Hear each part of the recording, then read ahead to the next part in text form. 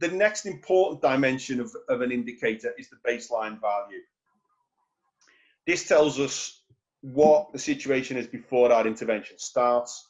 The baseline does not change during implementation. You should set the baseline as close to the start of the intervention as possible, but of course we recognize that it might not always be possible to do that, so you pick the time which is close to when the project or your intervention starts, and that's your baseline. You should state the period when that baseline comes from.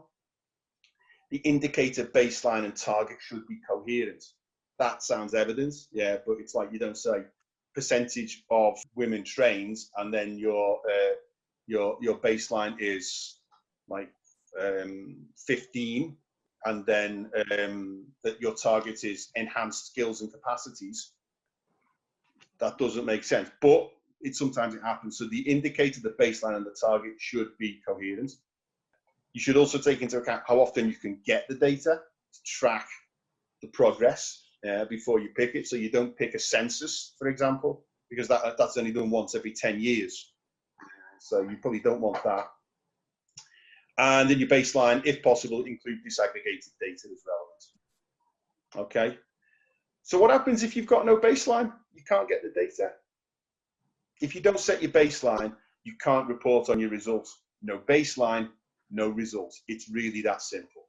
Now, I know that sometimes you need to put a 0 in there because, especially for outputs, you're putting in place things which weren't there before. So for the baseline, you can talk about 0, like kilometers of reconstructed roads.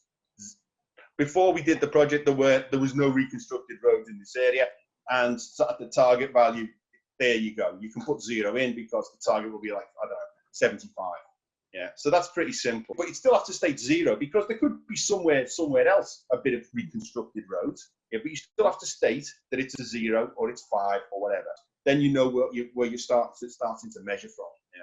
But in the case of outcomes in particular, yeah, where we're talking about change state, you have to make it clear that this is the situation that we are at the start of our intervention, because only then can we then assess the scale of the change that our intervention has achieved thanks to what we've done.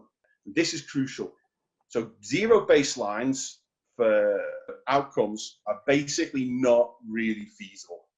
You need to think about what the state of play is in your target groups prior to your intervention starting. I can't emphasize that point strongly enough.